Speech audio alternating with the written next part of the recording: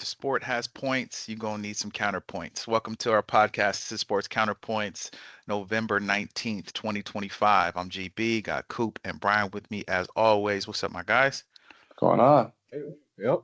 What up? What up? We back to it. I say as always, I think there was like maybe 3 shows or 4 shows in 6 years we've done that. All three of us weren't on it, based on usually typically someone being out of the country. So that's cool, man. So we back at it. We talking NFL. We know the NBA is happening. We know there's hockey going on. We watch all these sports, but by the time we can get to the show after living full lives, it'd be kind of late. So we gonna talk about some NFL and get up out of here. So getting to it, first and foremost, I wanted to ask the kind of question of the day. This goes out to the guys and then also anybody who watches the show. We appreciate you. Leave your comments on YouTube, Spotify, wherever. Listen to your podcasts. If you know us personally, throw it on Facebook when you repost us, which we always appreciate. We'll try and make sure to read some of these. So the question for the guys today was, what is your favorite sports movie? B, I'd like to start with you because you are a movie guy for sure. When DVDs were a thing, you had millions. When it was basically you always had the movies and always have a movie reference for a situation. So, what is your favorite sports movie? Yeah, so I'm cheating here a little bit. For the irony of this is won't be lost on either of you, because I love basketball. It's probably my favorite sport to have participated in. I watch more football, but most of my favorite sports movies have been about baseball, which is, I think, ironic because it's not a sport I watch. I go to the thing, but there are a series of movies that kind of go throughout my life that are all baseball related that I can't discern between any of them. And so the first one is The Sandlot, which is just a classic baseball movie about youth growing up, throwing the ball around, and obviously, the end of it, which for everyone who hasn't seen it, there's a big chase down with a big dog. But anyways, it's a perfect movie for that. You could go generationally. You can see it as a kid and appreciate it. I've seen it with my kids, and I love it just as much, or if not more. So it's a special movie. Then after that, it's The Natural. That was kind of like teen when it came out. And Robert Redford playing an older, sort of supposed to be washed up baseball player who does some amazing things. It's just such a great storyline. It's a little bit dark, actually. It's a lot dark. And so when I was at that age, a dark movie was something new. But it's also a great movie about the love of baseball. After that, it was Bull Durham. It's just hilarious. It's just a perfect movie about baseball trivia and kind of a whole bunch of crazy things. And it's got, obviously love and other things in there. And then the last one is For the Love of the Game, which is another one of those baseball movies that just kind of walks through one game and takes him through his entire career. It is a perfectly written and executed movie. But all of these have to do with baseball. I could name 100 others just because, as Glenn mentioned, I watch a lot of movies, or have watched a lot of movies. I used to buy a lot of movies, and I rewatch a lot of movies. But when I think of sports movies that are my favorite that I go to, it's one of those, depending on which part of my life I'm nostalgic for. Sandlot had a Dodgers Giants rivalry moment in there too. Cool. It did at the very end of it. Yeah, before this podcast, we didn't discuss what movies we were going to say, but Glenn said, I bet you're going to pick Above the Rim. And he was absolutely right. I was going to pick Above the Rim, but I changed it. My favorite sports movie, I would say I'm going to do it in two of them. I'm going to do my favorite sports series and favorite sports movie. I say my favorite sports movie is Remember the Titans. Yeah. Now, Great pick.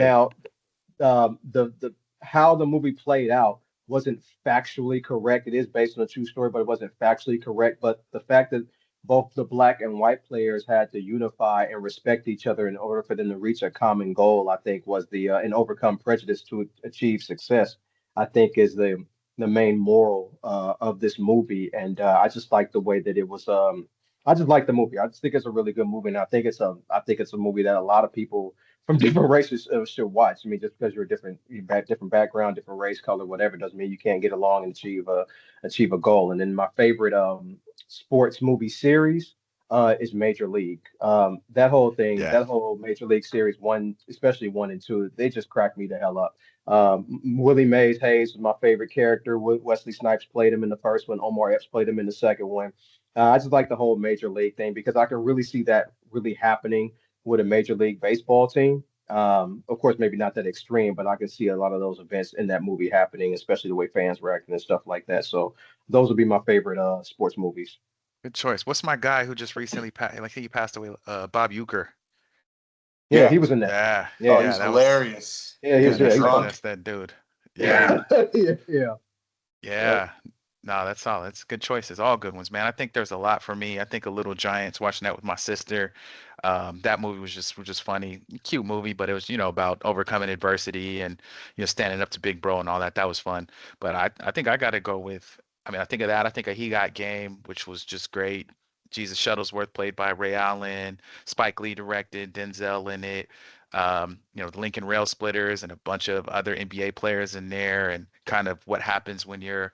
I think it was the story of Sebastian Telfair, if I'm not mistaken, who, Well, man, he's not in the movie, but he played for the Lincoln Rail Splitters, and yeah, that's always been the urban myth, right? That it was him or based off Marbury of him. Yeah. kind of scenario. But and man, thinking about him because he's going through it right now from what I've seen. But Yeah, I yeah. gotta say, Who? any given Bassie or Bassie, oh, man. yeah. Sebastian Yeah, Telfair. Yeah, yeah. It's the stuff I've seen has been pretty tough, man. Like yeah, so definitely prayers up for him. But mine's got to be, I think, Any Given Sunday, man.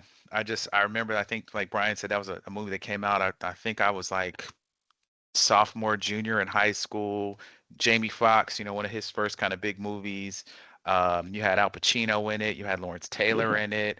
LL Cool J was in it. The hardcore rapper, but he's glossy, which came from Jamie Foxx's thing from him and LL getting into it. Yeah. I Willie might need Beeman. security. Yeah, that start from that. The Willie Beeman song, the jerseys still get worn. Willie The Beeman. soundtrack was dope.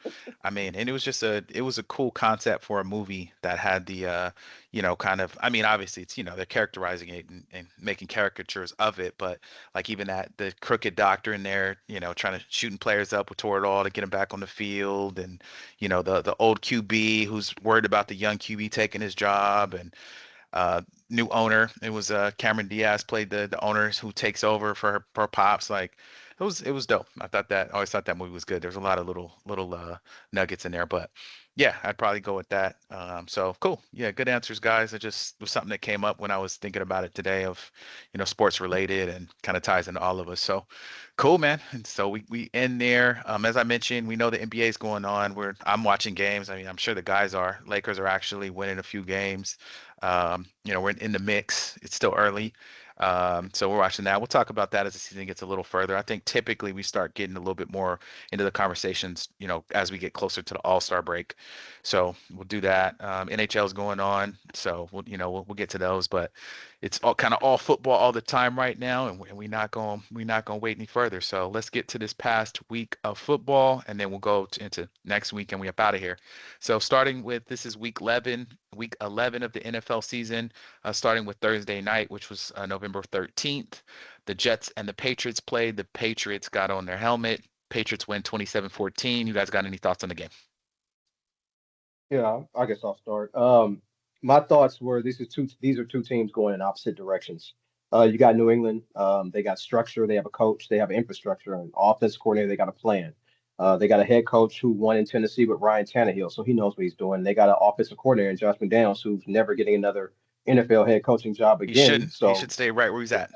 right. So yeah. So and then they got a quarterback in Drake May who is similar to Josh Allen, Patrick Mahomes, and Lamar Jackson, not in talent, but the fact that he didn't come from a powerhouse school, just like those three guys. And when you don't come from a powerhouse school and not playing a powerhouse college, and you're not playing with all the best players, you got to sort of figure things out. And and he's been improving. Seems like every few weeks.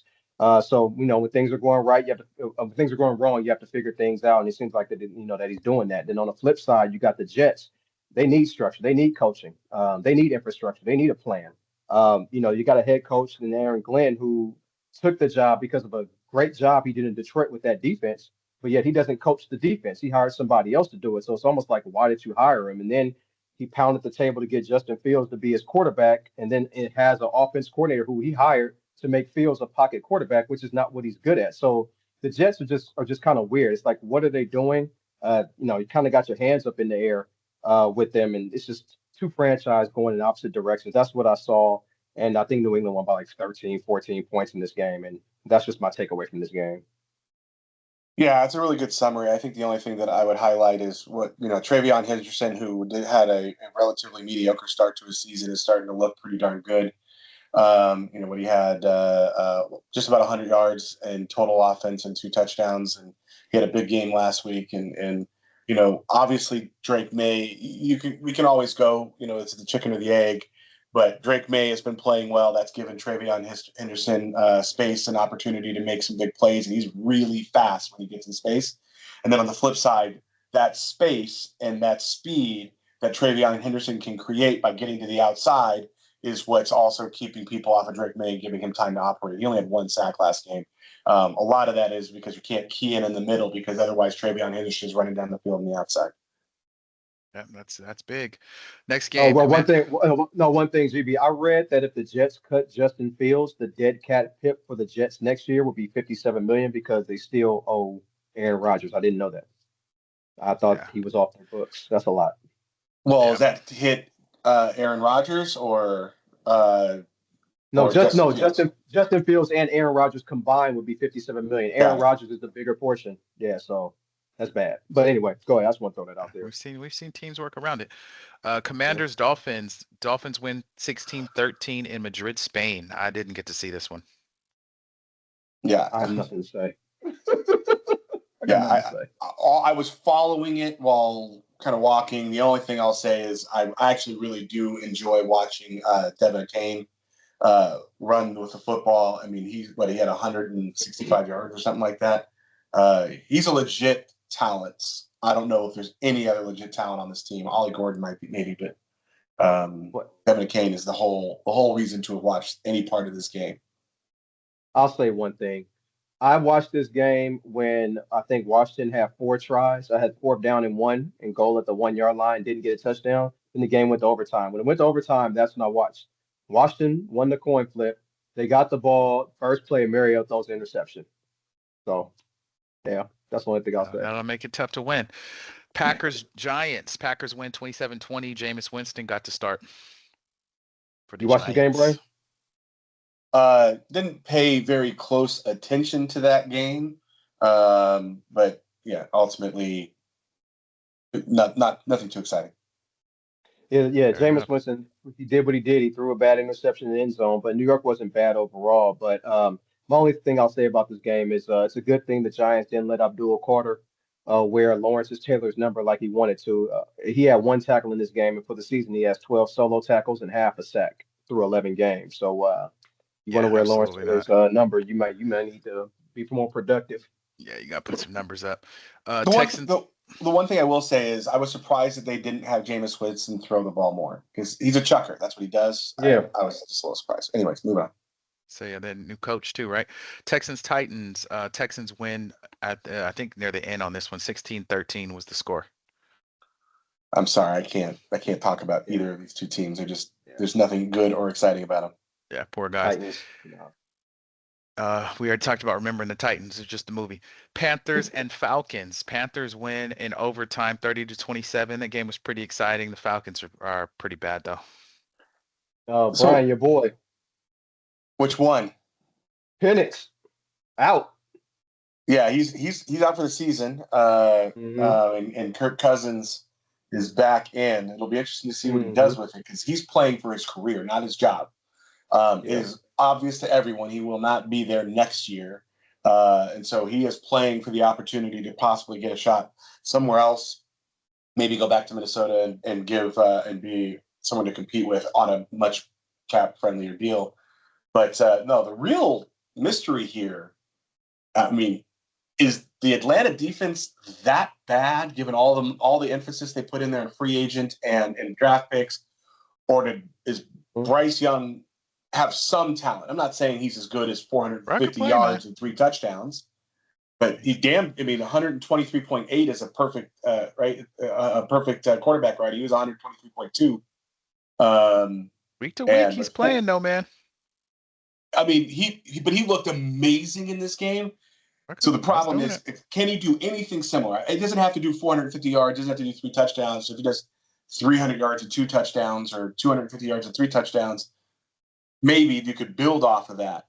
But 448 and 3 touchdowns, is really damn impressive. You just need to wonder if that's a more of a sign of a really, really bad Atlanta defense. Atlanta coaching staff, they're Six terrible. and Remember, five.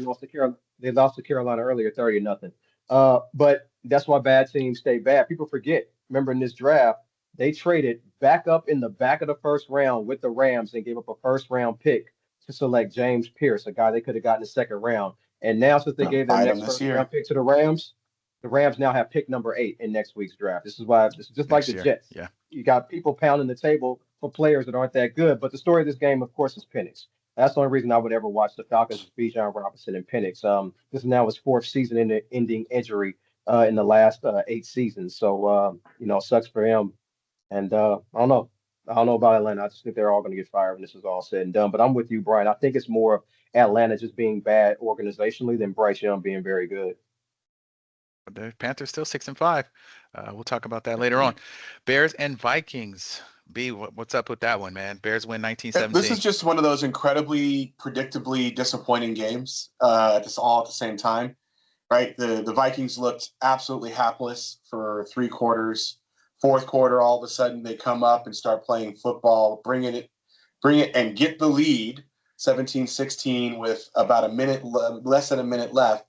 And then on the next kickoff, let the guy run all the way to the field goal area on the kickoff. If you watch that play, and depending on how you're looking at the screen, they ran every single person on special teams to the side of the ball getting received. There was not a single person. We drew a line, split down the field to make it left and right as opposed to forward and backwards.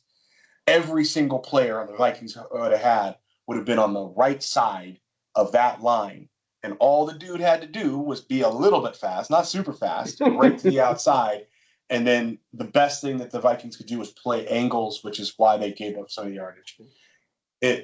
It's just incredible to me that they can be so competent at losing games they should not have lost. At no point in time did anyone think that the Bears were kicking their butt, but they were behind. The Vikings were behind. And then they go and start playing like a real team for 5 minutes and give it all up. It's just a waste. It's a waste. And before anyone comes and tells me that the Bears are any good because they're first place and they're 7-3, like, go watch that game. If you derive any level of pride from that performance, other than the fact that you fought out a win, you are absolutely fooling yourself. The Bears are first-round cannon fodder for some team as currently playing. If they make the playoffs. This was the second most interesting game of the day for me. I watched this game, actually, most of this game with a Minnesota fan. But this game, the takeaway I got from this game shows to me the contrast in coaches. Chicago came into this game second in rushing attempts, second in rushing yards. So they want to run the ball. They had 140 yards rushing this game. Remember, the Lions were a running team with Gibbs. They're not led by Goff's passing. That's exactly what he wants to do with Chicago. After Minnesota scored that late touchdown, as Brian said, when the Bears got that really good kickoff, what did Ben Johnson do after this? He didn't let Caleb try to throw to get closer for a field goal. He ran the ball 3 straight times and then kicked the field goal to win. When you have an iffy quarterback, you don't put that kind of pressure on him. But on the flip side, you got Kevin O'Connell. He keeps relentlessly calling pass plays for a quarterback. Not only does he have trouble throwing left, he just have trouble completing passes, period. He threw 2 interceptions on post routes last week, and then he threw an interception, I think, on a go route this week. So that's like 9 turnovers in 5 games. Why does he still keep calling those damn plays? He throws deep balls like Mac Jones. Just stop doing it. Been doing it all the time. The difference is Darnold throws one of the better deep balls in football right now, and McCarthy does not. Yeah, and it's like, to me, watching this game with the Minnesota fan, it's like either Kevin O'Connell doesn't know the strengths and weaknesses of his players, or he knows and just doesn't care. He's just going to just still keep chucking the ball anyway. I don't know if you saw this, Brian, but it was one where Justin Jefferson ran a simple out route, and the ball just sailed over his head. Even Tom Brady, who was doing the game, he's a Michigan man like McCarthy. He didn't want to crush him too bad, but he just said, I have no clue who he's throwing to. I mean, I don't know. I don't know what's going on with the offense. And then at one point in the first half, Minnesota was averaging 5 yards a carry, and they kept throwing the damn ball. I was like, I don't get it. Maybe there's a reason, but I don't understand. The reason is the reason is I talked about this last week. Kevin O'Connell likes to outthink the game. He does one of these things where he's like, they're going to think we're going to run because we have 5 yards per carry, so we're going to pass. It's like, no, the reason they're thinking you're going to run is because it's working. Do that, Right. Right. It's definitely one of those things. And the other stat that I didn't mention is both quarterbacks are 16 for 32. So Yeah. this wasn't again, the Bears won the game, but they did not look good. 16 for 32 is not impressive. And for 193, and JJ McCarthy's 16 for 32 for 150. 2 picks was obviously the difference. And that was almost all of them were on long, deep passes. McCarthy played in a ball control offense in Michigan where you threw short and crossed the middle, and KOC likes to try and get deep passes, as does Justin Jefferson, as does Jordan Addison. I know it's too soon. He's only had 5 games in the NFL. It's I get it, second season, but we can't. This is not sustainable.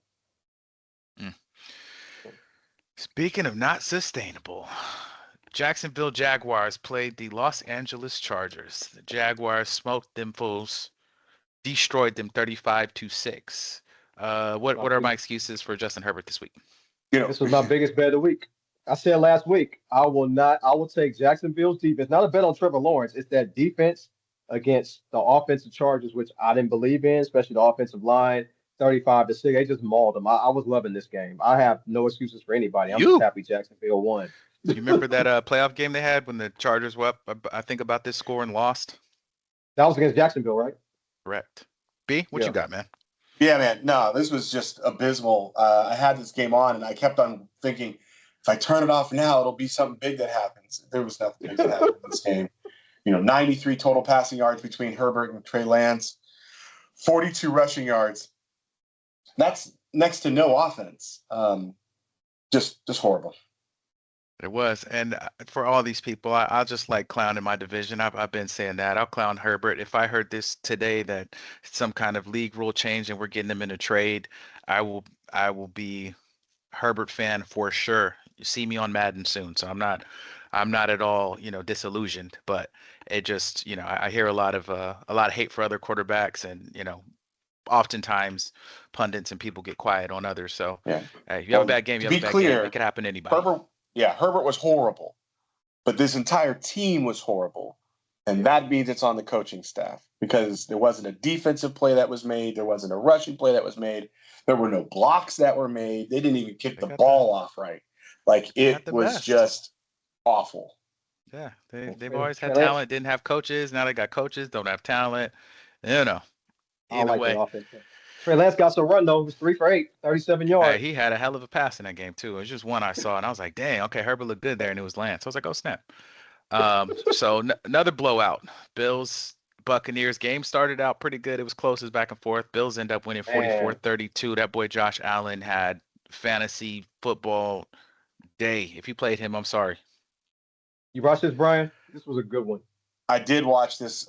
This was exciting and interesting to watch. I don't know that there's any big takeaways from it other than 2 teams that have big aspirations and both wanted and really kind of needed the win to solidify their top spot in the AFC and NFC respectively. But anyways, this was a great game to watch. I don't know that it's a great game to talk about, so you can do it. Yeah, no, it's not. I thought this was going to be an easy game for Buffalo, but it wasn't. Tampa Bay came in the game being outgained in 5 straight games. Does that, though. And only averaging 18 points the last 3 games, and they scored points easily in this game. Easily. I knew Buffalo's pass defense was suspect, but then they let somebody who I thought was a defensive lineman, his name is Sean Tucker. He ran for 106 yards for 2 touchdowns. That's not a running back name. That's a defensive tackle's name. But Buffalo ended up pulling it out because Josh Allen is great. But that's all pretty much I got to say about this game. Yeah, Josh Allen went crazy. Bengals and Steelers. Steelers win 34-12. I think the biggest thing in this was the dust up between Ramsey and Jamar Chase. But what do you guys think about this one? I think Chase should have been. They got to do a better job. They should have looked at that film and saw that when it happened, as opposed to waiting to make it right later. It was a Bush League whack move by Chase, and the worst part is the denials. It was constantly constantly like, oh, I didn't spit on him. Like, man, there's 100 cameras that show you in slow-mo, ultra slow-mo, up close slow-mo. That frustration, man, is Anyways. crazy. Because him and Jefferson too. I think Jefferson sounds like his body language a little better this week, but last week, man, Well, they let his that words were frustration show. definitely after the game. He said he came out in huge support of McCarthy. It's the JJ that I know and obviously love, but yeah, it has to be a little bit frustrating to rack up these losses like this. Oh, trust I me, got don't we know? I got nothing to say about Cincinnati Pittsburgh except Zach Taylor's really not that good of a coach, but that's it. Yeah, there's not a lot of them. Next game is yours, Coop. 49ers Cardinals. 49ers get pretty dang stewy, man, on Jacoby Brissett and the Birds. 41-22 49ers. What you got? Yeah, look, yeah, I had no interest in watching this game, but I found out Saturday Arizona running back James Conner wasn't playing. Their two top receivers, Marvin Harrison and Zay Jones, weren't playing. I'm like, oh, okay, you might have a chance. Then I read on San Francisco, Connor Purdy's hasn't coming back in played this game. in I was about a to say, month. yeah. I'm about to say. Oh, really? Oh, I don't keep up with Arizona, so shit, I don't know. I don't Yeah. know. And then on the San Francisco side, Purdy was coming back. I'm thinking, yeah, whatever. But then I read this is the best he's felt in weeks. I'm like, oh, okay, that means I can finally play George Kittle in my fantasy league because he catches more passes from Got him Purdy one. than he Yep. has many other quarterbacks. So I'm like, so I have to flip my pick to San Francisco. So I'm thinking, okay, Purdy coming back. What does that mean from a team's perspective? Well, the 49ers can finally convert third and longs. That's one good thing. The explosive plays should be back because Mac Jones doesn't provide that. It's number 29 is explosive plays, and Brock Purdy's number 5 before he got injured in explosive plays. So, and also Kyle can move the pocket, which is what happened in this game as well because Brock is very mobile and Mac Jones isn't. So I'm looking at it, and Purdy had a touchdown pass where he looked off the safety and dropped an accurate deep ball down the sideline to Kittle for a touchdown. I'm like, okay, well maybe he's feeling pretty good. And then I look, I see explosive plays. He was what 2 for 4 in this game for the season, 8 for 12, 226 yards. Mac Jones is 4 for 16 for 122 yards. So the offense is, of course, is better with Brock Purdy. But I was also thinking if there's a coaching staff of the year award, it would have to be the 49ers by a landslide because they have no business winning this game 41-22. Arizona had almost 500 yards of offense and almost 7 yards per play. I mean, the 49ers defense is just not good. And I just think any other coaching staff would win 6 games with this roster. For Arizona, the only thing I can say is I think Trey McBride is a very good receiver. He reminds me of a smaller and quicker Antonio Gates, where he lines up Mm, his wide receiver and he can get that's deep. open. He has good hands, but he won't block and he can't block. But but he's actually a Won't damn good block, can't receiver. block.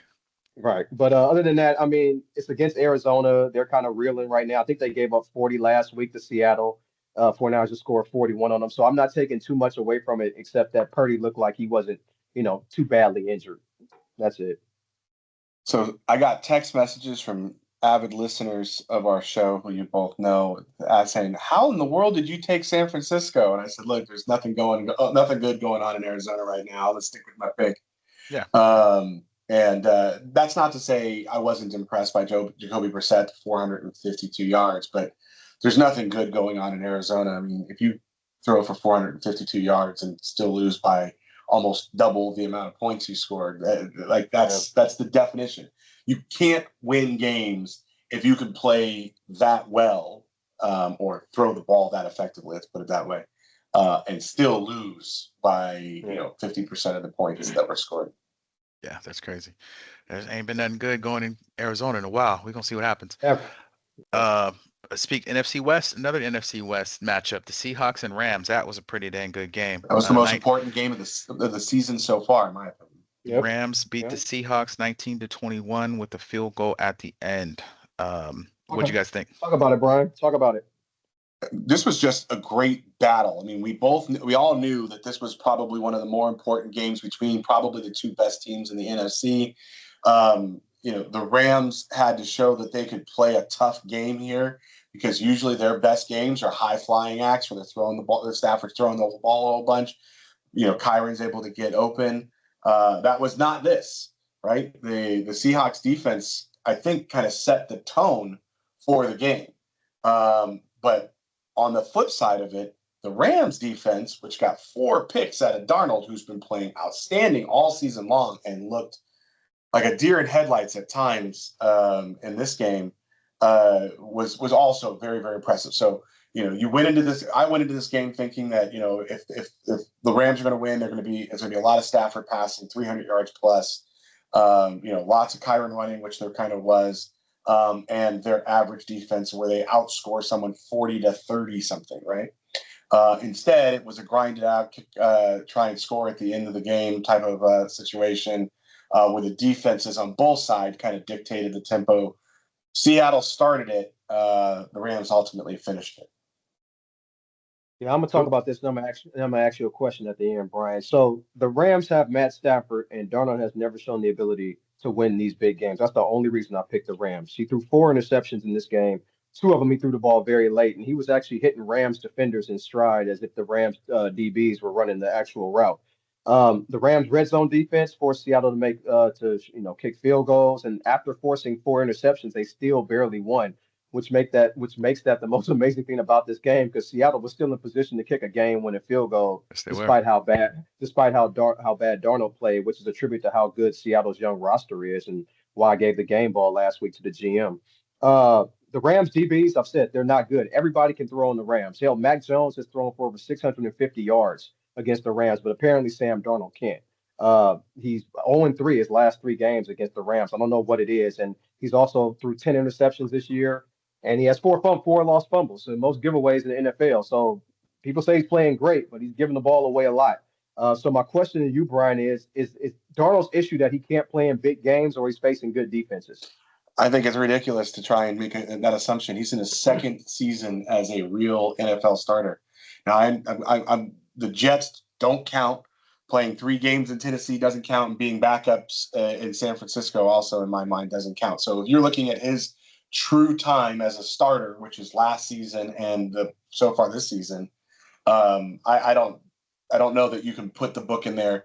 Has he won the big games? Absolutely not.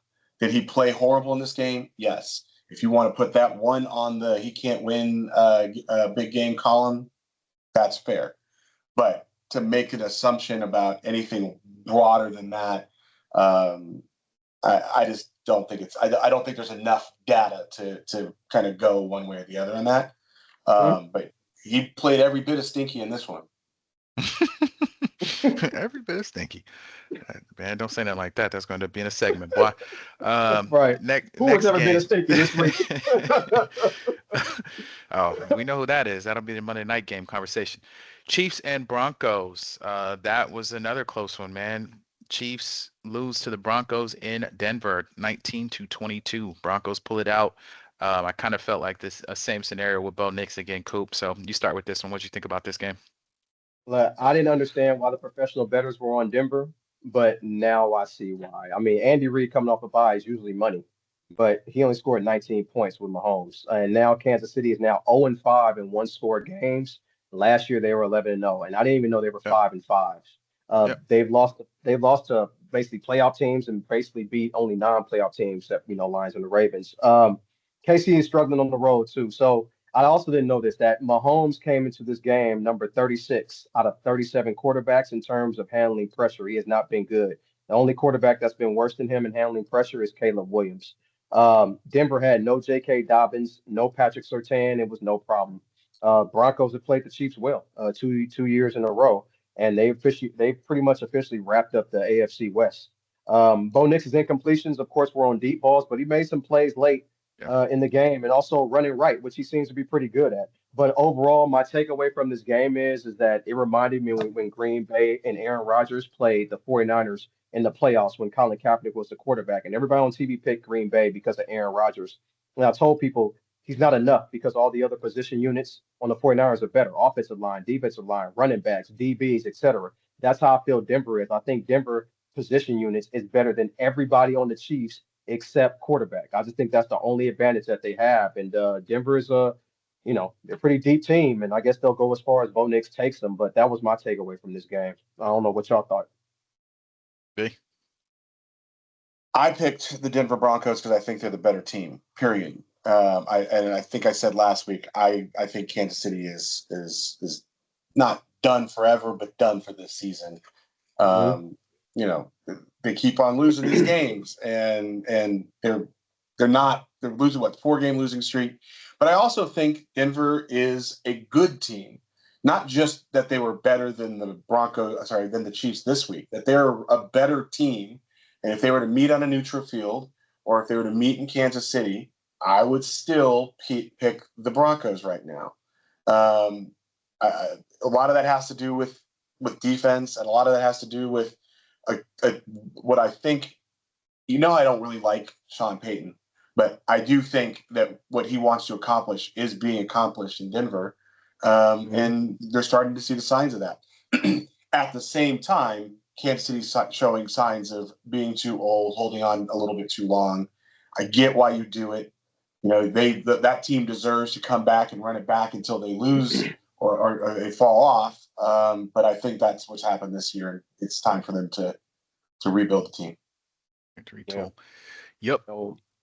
Yeah, that boy Knicks though got it. Them deep passes is going to get him. Everything looks good in the regular season to me, but playoffs are different. When you're facing the best teams and have time to really key in on you, Coop said this before. Like your quarterback's going to have to make some plays, and they all can't be 10 yards, 15 yards down the field. You're going to have to make some passes. So I'm always curious about that, but we'll see. I mean, I can't say nothing. I don't think the Raiders can even see that high with their record. Ravens Browns. Ravens win 23-16. Yeah, Myles Garrett is a monster. I've been on a tour all week talking to all these Shedeur Sander sycophants that are talking about, when he just gets his chance and blah, blah, blah, blah, blah. He ain't getting no real chance, man. 2.4. He ain't getting no real chance, bro. Yeah, but he ain't getting no real chance, bro. Yeah, we'll see. I'll talk about that at the end of this. These coaches ain't giving them boys no real chance, man. These coaches can't develop no quarterback. Sorry, no. I'm over all these excuses. You're tired of hearing excuses about Justin Herbert. I'm sorry to hear excuses about Shedeur Sanders. That man was given the number 2 spot and has had the number 2 spot since they traded Joe Flacco. He is in the quarterback room. He is getting snaps on a daily basis, and he went out there and had a 2.4 quarterback rating, 4 for 16 and 47 yards. I have asked anyone and everyone who watches any football if they can ever remember a lower quarterback rating than the 2.4. And the answer, as Jason just said, is no. Yeah, but the dude is not a football player. Everyone wants to blame everybody else, but it's a conspiracy. The coaches aren't coming out there saying we're not going to let him play. The coaches have said he's a number 2 quarterback. He gets to play the scout team. He gets to get snaps on a daily basis. He gets to be in the quarterback room. He didn't do anything with it. There are plenty of players who get just as much or less opportunity that he has gotten and have done more with it. Sorry.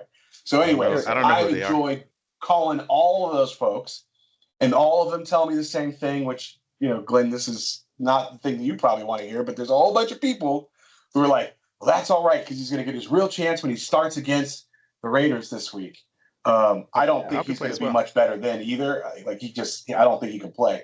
But we'll talk about it. Yeah. But on the other side of this, the Ravens needed a win. They snuck out a win. Congratulations to them. They played literally nobody, and barely got away with a victory. To you all, Myles Garrett is a problem. Myles Garrett's the Browns. Yeah, the Browns are a different team at home. They haven't lost I don't think they've lost a division game by more than one score since 2023. So they kept it within 8. They covered the spread, but that's about it for Cleveland. Shedeur got some run. I wasn't expecting anything from him coming in the middle of the game of the Ravens, and he didn't provide much either. Yeah, he didn't provide much either. Interceptions, a couple sacks, whatever. Y'all know my feelings. I've told every Raider fan, anybody willing to listen, Shedeur is not good. He won't be a good NFL quarterback. Raider fans still want him on their team. Well, you got a front and center look when you guys play against them in this upcoming week, and I know we'll talk about that. But Shedeur is not good. I know he's not good. It's just whatever. I think my biggest issue is the ability to actually evaluate a player when Stefanski. This fool ain't. And most coaches, let's be honest, right? What coaches actually, because we've seen this now with the resurgence of Darnold and Baker and all these guys, they get a young quarterback. They don't really know what to do with it. It doesn't work. They ship him out. The quarterback is weak. Now you have a lot of guys. You got Trubisky's and Brady Quinn's and all these other guys who end up on teams. You get drafted on a team. I mean, at this point, Shedeur is he's a 5th round pick that has moved up the chart because the Browns don't know what they're doing. Where's Deshaun Watson at? Like, they clearly don't know what they're doing with quarterbacks. No one's saying, I don't know why they got rid of Baker. Like, the team is in disarray. I just don't feel like were they really in there? Like, was Stefanski in there? Like, hey, I got these two young quarterbacks. Let me develop these guys, get everybody ready to play. With Shador, from what I'm hearing, he wasn't getting first team reps. Like, what are you guys doing with your teams is all I'm saying. So to say this guy's terrible, he can't play, I don't know that we can know.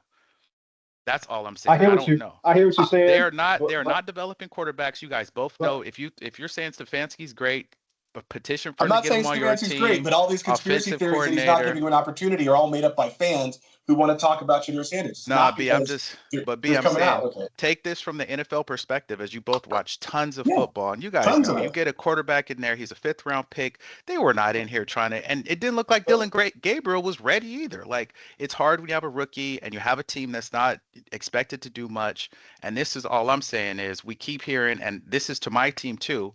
You're talking about getting a new quarterback. You need to draft somebody and this and that. The key is to have a team and actually see people who have a consistent record of actually developing a quarterback, not just taking, you know what I mean? Like, you can't say that these guys are developing young quarterbacks from really any team. You think about all our teams, like who is being developed.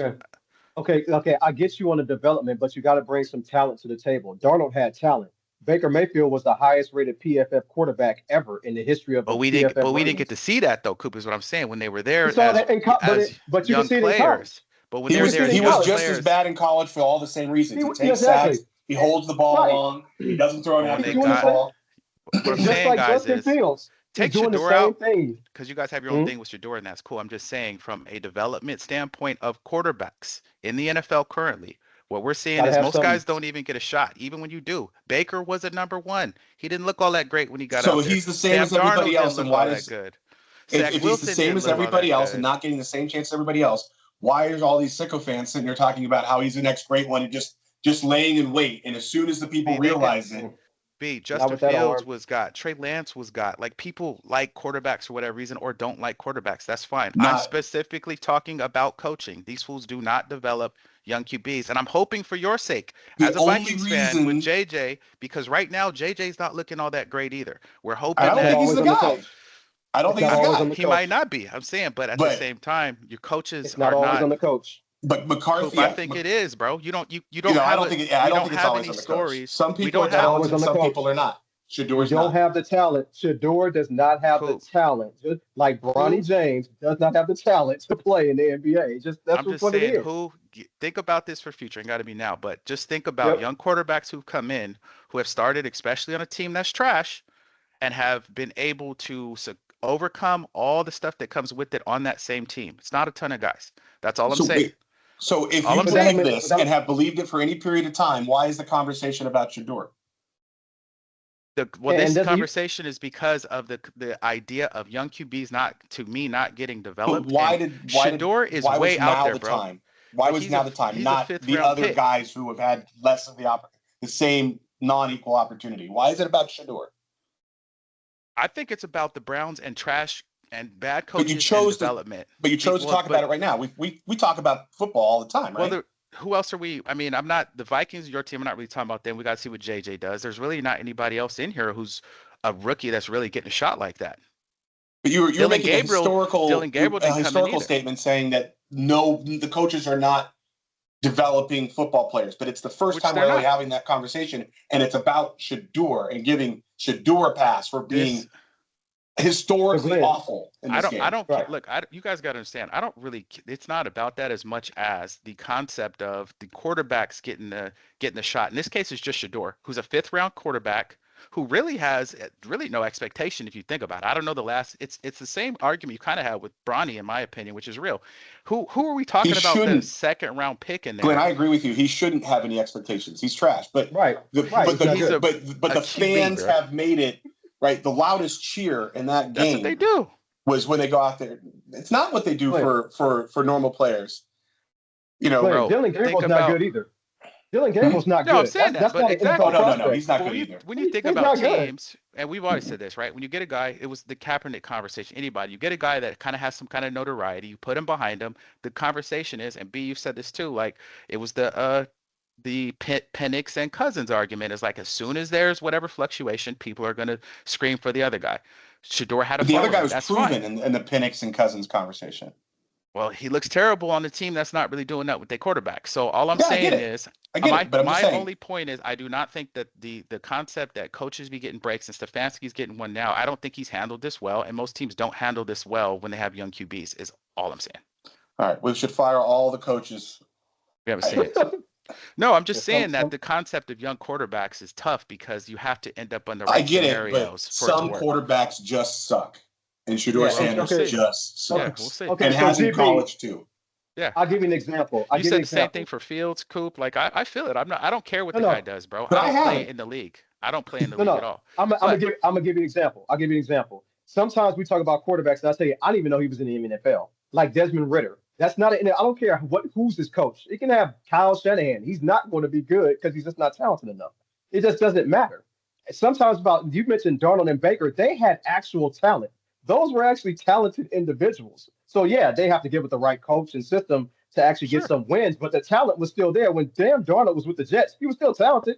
He just wasn't getting wins because he was with the Jets. Baker was still talented, but he was with Cleveland. Now he has an offensive coach. You could just see he didn't change as a quarterback, is what I'm saying. Like I said about Alex Smith. Alex Smith was the sure. same with the Niners as he was with Mike Nolan, as he was with Jim Harbaugh. He was making the same passes. He just had better personnel around him. He wasn't any different. He didn't start throwing deep passes. You know what I mean? So you got to have something to work with. And I think Shador and Gabriel, they don't have anything to work with. I don't give a damn who you pair them with. It doesn't matter who the coach is. Sure. You're still No, going to be hey, disappointed. that's fine. That's completely fine. I'm also saying that the coaches are at fault too. That's all I'm saying. And the Yeah. teams, because I don't think that Uh-huh. they're doing anybody any services. But we'll see. That's all I'm saying. Other Okay. game, Lions Eagles. Lions lose, man. Going to Philly and take a L, 16-9. Did you guys watch that one? Brian, you start with I this one. did watch that one. That was also a very important game, especially important for the Detroit Lions, who now have fallen into second place because the Bears snuck out a win. But yeah, I watched this game. This was not the type of game I expected here either. I expected more offense. Neither of these defenses are known to be outstanding. Both of these offenses are known to be effective, not necessarily great. But and people can't put this on the OC for the Detroit Lions because he lost his play calling duties. And so, and last week everything was all good because they scored a bucket of points. This week it was a different story, and they didn't. You got to wonder what's going on over there. I mean, it's hard when I think Jason actually said it at the beginning of the season. He thought they might regress because they lost too much of their important assistant coaches. But this is not a win or a loss that you can go into the playoffs and not have stuck in your head. Yeah. Yeah, look, I know I've said this before. The Eagles' offense is just horrendous to watch. This is like 2 weeks in a row. Saquon averaged 3 yards a carry. Jalen Hurts was 14 for 28 for 135 yards. But Philly, they have the lowest paid defense in the entire NFL, and they've just feasted on NFC North quarterbacks. Jared Goff was 14 for 37, one touchdown, one interception. Jordan Love was 20 for 36 with a touchdown interception, and Carson Wentz was 26 out of 42 for two interceptions against the Eagles. So they're doing something right on that defense. But I only pick Philly because if you watch Jared Goff enough, you know he's not the same player out of a dome on grass, especially outdoors in cold and windy weather. I saw him in this game. He was wearing a turtleneck and two gloves, and he played like he wore a winter coat and four gloves. He just wasn't that good. They didn't get a running game going. Jameer Gibbs only had 39 yards, and Montgomery had 27 yards, and Goff needs a running game. And I know people are talking about the pass interference called into the game, and yes, it was really bad, but it's not the reason why the Lions lost. Lions lost because of Jared Goff and Dan Campbell. They just didn't play smart. Um, Detroit kept going for it on fourth down in the third quarter, and I don't know why. When the Eagles' offense just wasn't really doing anything, they were giving the Eagles field position. I don't understand why they just didn't punt the ball and make them get first downs or kick a field goal. But like Brian said, Dan Campbell is the play caller now. They look good against Washington, but it wasn't too good against Philly. Cool. Last game, man. Monday night. Not too much to say there. Cowboys was cooking. Apparently, George Penix and I'm George Penix. George Pickens and CeeDee Lamb was out there on the tables rolling dice until late in Vegas.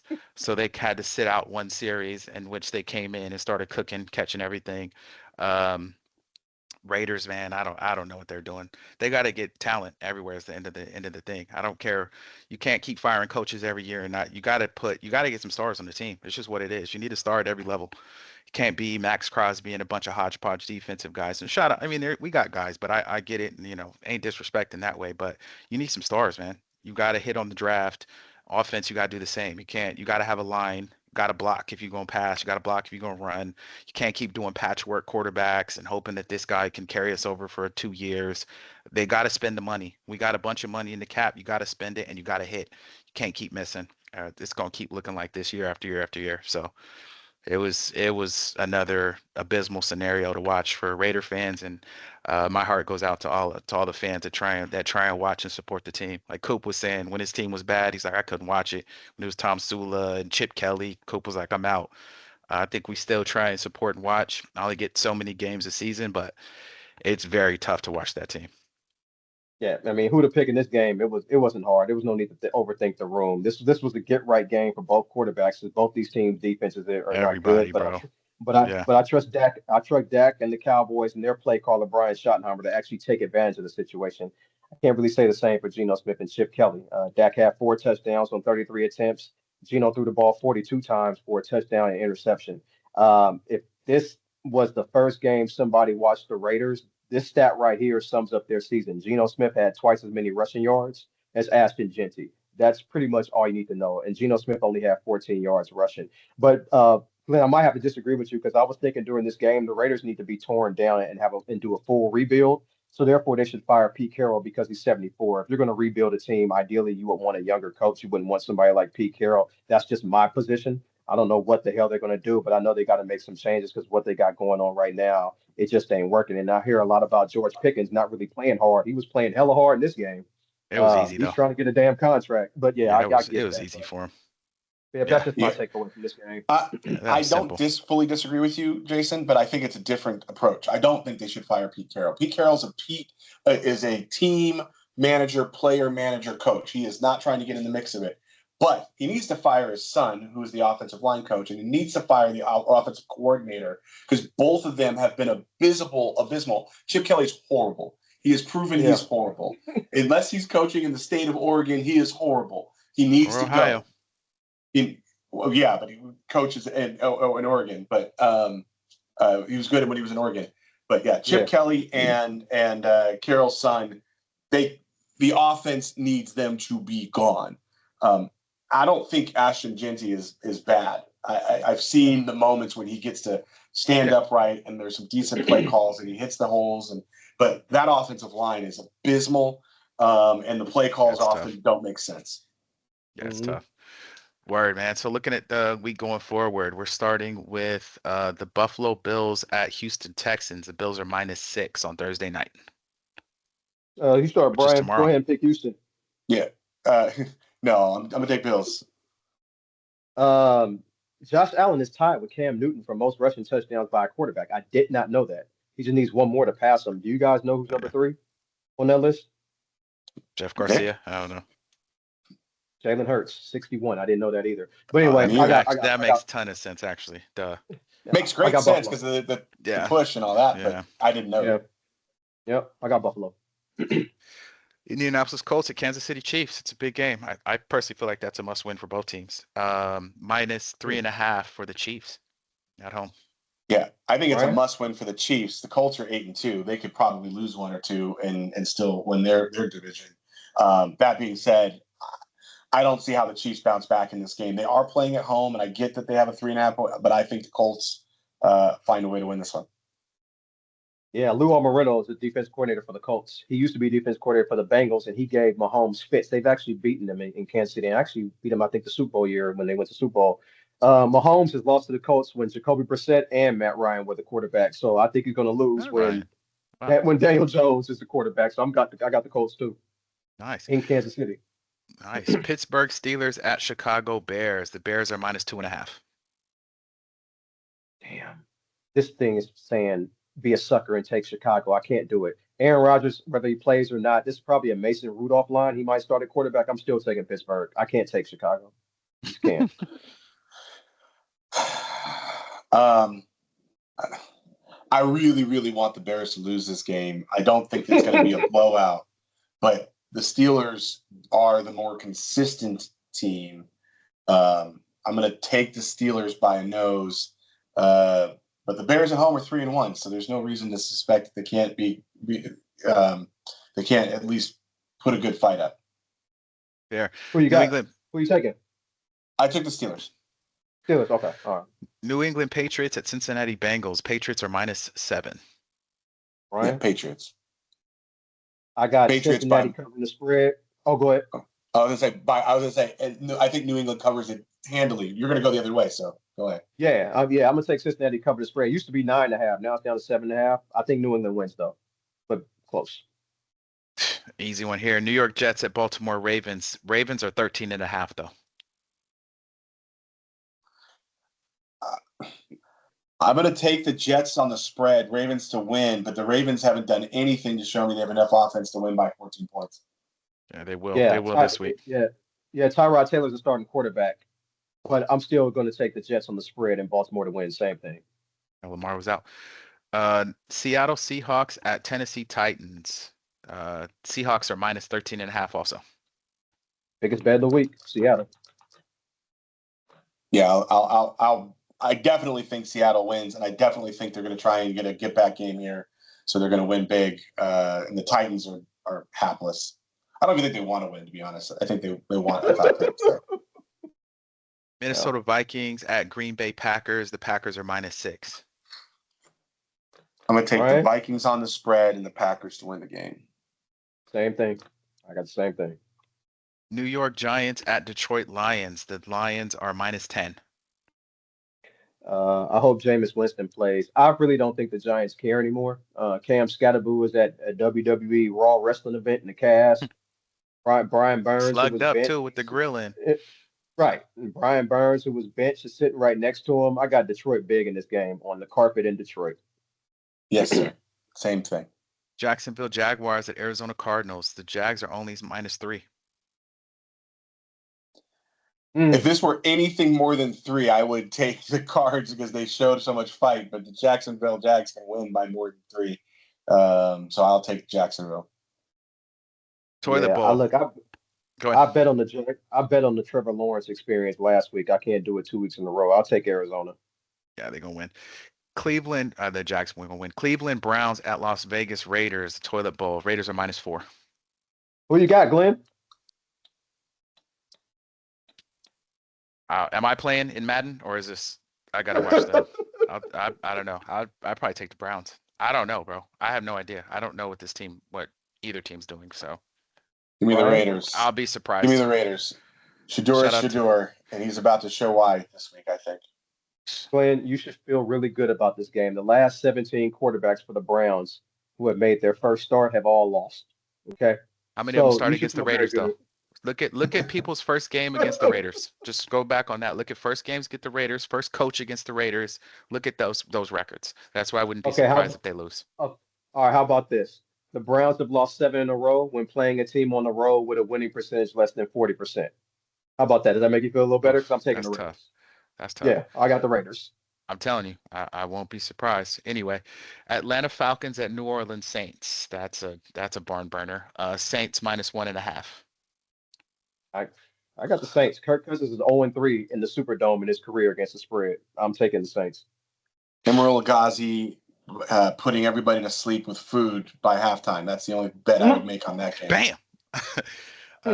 Philadelphia Eagles at Dallas Cowboys. The Eagles are -3.5. Brian, who you got? I'm gonna take the Eagles. I don't feel good about it. I think the Cowboys can win this game, but I'm gonna take the Eagles. They score like they score at times. They could.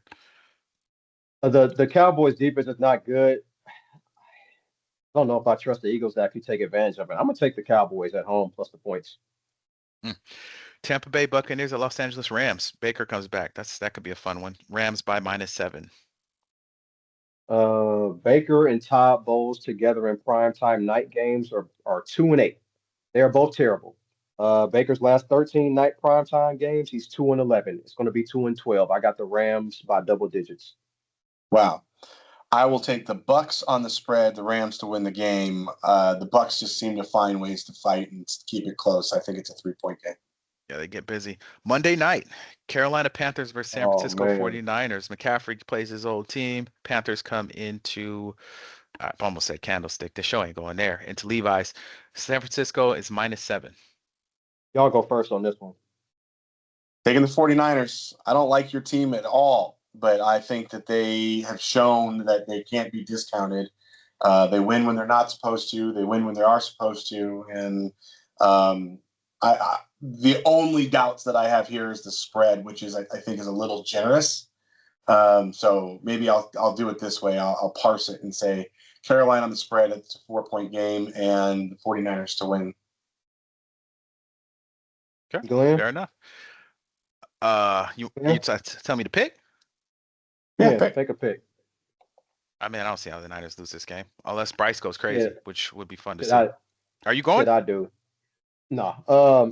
Look, like Brian said, the spread is generous. I would never take 49ers -7, not with this defense. The Panthers, though, are 2-13 the next game coming off where they scored 30 points since 2018, which ain't good. But Shanahan's not good against the spread at home. I take the 49ers by 3. I just think it's not. I don't think the 49ers are going to blow this team out. Fair enough. Game ball. Coop, that was your segment. You gave a game ball for excellent performance. Who you got?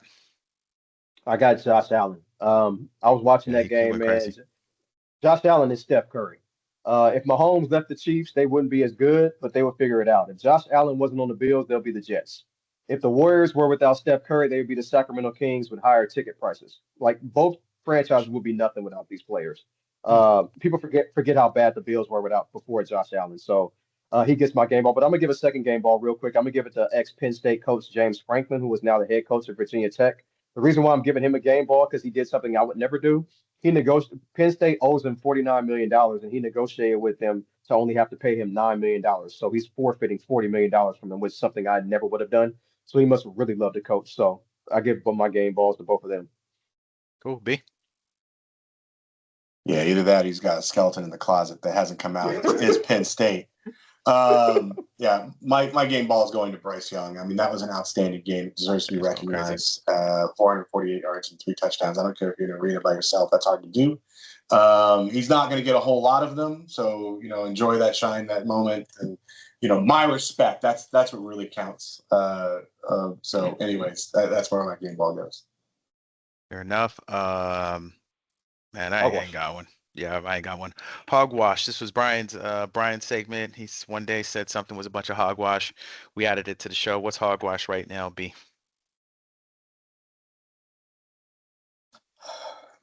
There's I'm not going to say names, but some of the things going on in high school basketball are just absurd.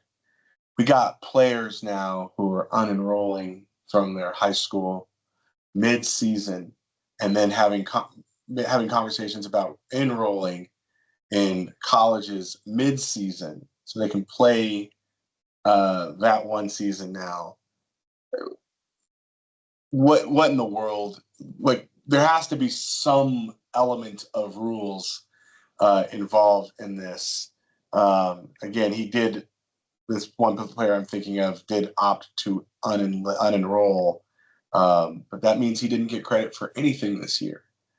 So how is a Kansas team or a Kentucky team, none of the super blue chips like Duke have room for him, but how is it possible that this is even a thing that one of those types of schools could consider?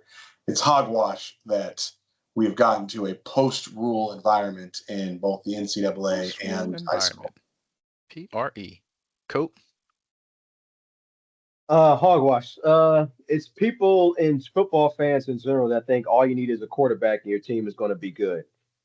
Just ask the Tennessee Titans how just drafted quarterback is working out with Cam Ward. When you don't have structure and you don't have infrastructure, it's just not going to work. And I don't want to hear about first round draft picks. The Cleveland Browns have had several high first round draft picks and they still suck.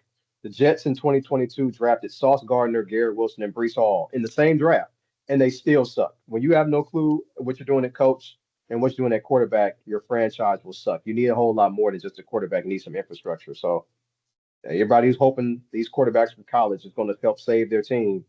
You're going to be out of luck because these guys aren't that good either. That kind of segues into mine. Mine, you guys kind of already heard mine, but this concept of you got to have the infrastructure, just like you said, Coop. Like getting a young quarterback, and that's my biggest concern with everybody with the Raiders. Draft this person to get that. You got to build the infrastructure with no line, without a coach that's going to work with a young quarterback. Some of these guys just can't. You hire a new coach, somebody can't work with the young QB. They want somebody that's seasoned, that has seen the game, that understands things. That makes sense. Just be on that. But this concept of, like you said, getting we're going to draft this first round quarterback and this coach is going to be able to make it work. Oftentimes they can't because the team is not built for it. It's hogwash to think that, and I don't know that all I was saying earlier is that I don't know that all goes on the player. Cam Ward, okay, you say he has the tools. If he doesn't get in the right situation, he's going to bounce around or he's going to be on that team for 3 years and they're going to try and get rid of him. Maybe go somewhere else and, falls into the right situation and it can work. But this concept that it's just the players, I think is wild. So that was my hogwash. Minute to win it. I just want to thank everybody for listening. My shout out, rest in peace to Coach Beam. I didn't know about him until Yeah, just recently. Passed away out and was man. shot at Laney College, which is crazy. Didn't know about him. Was on Last Chance U, but I've been seeing the posts from my friends posting about encounters they've had, things they knew about him, people that played for him, and just sounds Yeah. like he was a good dude. And more senseless violence in Oakland, and hopefully that they can we can figure it out because it's really sad to see all of the shootings, right? Like it's just too much that goes on in this country. So that's where mine is. You guys go ahead. Yeah, yes, he was. Yeah, he was a dude. My minute to win is going to be. I was watching the halftime of the Minnesota Grizzlies Houston Rockets game, about maybe 8 days ago or whatever, and they were showing highlights of Pau Gasol during halftime dunking on people. They showed him on highlights dunking on Dwight Howard, Chris Birdman Anderson, and other people, and it made me Birdman. think. And right, and it made me think the best dunk on I ever saw live at an NBA game. Because, well, also there are just a lot of highlights during an NBA game that aren't shown on ESPN or other networks. But the best dunk that I've seen that I will never ever forget, it was in 1994 when I went to the Warriors and the Bulls game, and Carlos Rogers of the Warriors, he was Bruce 6'10", Rogers. 6'11", he dunked on Scottie Pippen coming down the middle of the lane so hard and so nasty. He dribbled down the center and Scotty tried to block it. I don't know why. Scotty had 40 that game, but they didn't show him getting dunked on ESPN. But people who I know who were actually at that game, I've ran to people I guess over the years who were actually at that game. They all remember that dunk. And after that dunk, a timeout was called by Phil Jackson. Everybody just stood and applauded the entire timeout. And when the timeout was over, still another 20 seconds, everybody was just like, "Damn, that was a nasty dunk." But they never showed it on ESPN. So that just got me thinking. A lot of times you go to these games, some of these highlights don't get seen on TV. But that was nasty. Big B, what you got? So first, I have a friend who lost his father recently. Rest in peace to his father. And we're going to celebrate his life a little bit later this week. Uh, No names necessary there. The other thing is that, Mark Epstein sent out an email not long after the Bubba email came out to Mark? clarify that Bubba was not Bill Clinton. And Oh, if all this is a mystery to you, please look it up because the story's worth reading. And at any point in time in that clarification, Bubba's not Bill Clinton. He could have said who Bubba was. He could have said it's not what you think that Bubba had happened to him by our president. Could have done anything in there, but the only thing he said was Bubba's not Bill Clinton. So that means that people could walk away with a couple of assumptions, but not some others.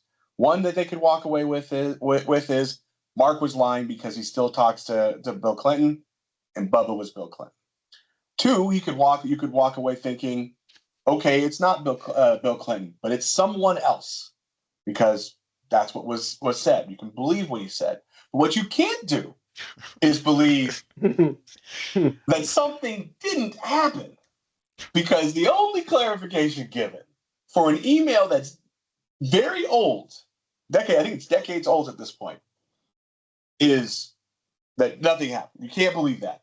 That's not one of the options on the Scantron test for the Bubba, Bill Clinton, Epstein conversation and Donald Trump. Do what you do, Donnie. Like, be proud, man. The LGBTQ community is absolutely willing to accept you. Maybe not you, That's them, funny. But That is this, funny. but